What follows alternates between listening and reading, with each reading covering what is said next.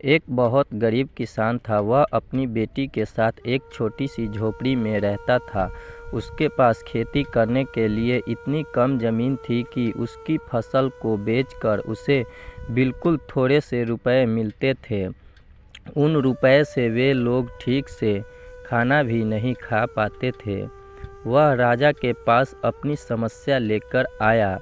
राजा दयालु थे। उन्होंने किसान को अपनी ज़मीन में से कुछ ज़मीन दे दी खेती करने के लिए। उन्होंने कहा, यह ज़मीन तो हमारी ही रहेगी, लेकिन उस पर उगने वाली फसल तुम्हारी होगी। किसान ने राजा को बहुत बहुत धन्यवाद दिया। एक दिन वह खेत की जुताई कर रहा था, तभी उसका हल किसी कठोर चीज़ से टकराया। उसने वहां खोद कर देखा तो उसे सोने की एक ओखली मिली।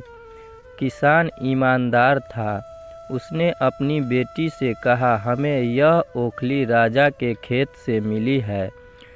जिसकी ज़मीन है उसी की यह ओखली भी है, इसलिए हमको इसे राजा को लौटा देना चाहिए। किसान को बेटी बोली, नहीं पिताजी, आप ऐसा मत कीजिए। आपको सिर्फ ओखली मिली है। यदि राजा ने आपसे इसकी सोने की मूसल भी मांगी तो आप क्या करेंगे? आप इस ओखली को अपने ही पास रखिए। किसान को यह बात ठीक नहीं लगी। वह बोला, जो चीज़ हमें मिली ही न, वह मांगने का राजा को कोई अधिकार नहीं है। वह राजा के पास ओखली लेकर पहुंचा, लेकिन दरबार में ठीक वैसा ही हुआ जैसा कि किसान की बेटी ने सोचा था। राजा ने सोचा कि किसान ने लालच में मूसल अपने पास रख ली है। किसान बेचारा सोने की मूसल कहाँ से लाकर देता। नतीजा यह हुआ कि किसान को जेल में डाल दिया गया। जेल में न उसे समय से खाना मिलता था न पानी। किसान को ऐसी गलती की सज़ा दी गई थी जो उसने की ही नहीं थी।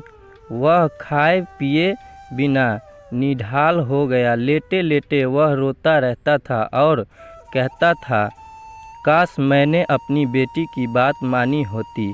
एक दिन राजा ने उसे ऐसा कहते हुए सुन लिया। उन्होंने किसान से पूछा कि वह ऐसा क्यों कह रहा है। तब किसान ने राजा को पूरी बात बताई। राजा को अपनी गलती का एहसास हुआ। किसान को तुरंत छोड़ दिया गया। किसान की बेटी को राजा ने दरबार में बुलाया। उससे बातें करने के बाद राजा को पता चल गया कि वह कितनी बुद्धिमान है। किसान की बेटी को राज्य के खजाने का मंत्री बना दिया गया। उन्होंने रहने के लिए घर और सभी सुख सुविधाएं दी गई। किसान और उसकी बेटी सदा सुख से रहे। किसान को थोड़ा कष्ट जरूर झेलना पड़ा, लेकिन अंततः में जीत सच्चाई की हुई। दोस्तों, अगर ये कहानी अच्छी लगी तो एक लाइक करें, चैनल को सब्सक्राइब करें और ऐसे ही कहानी हर रोज़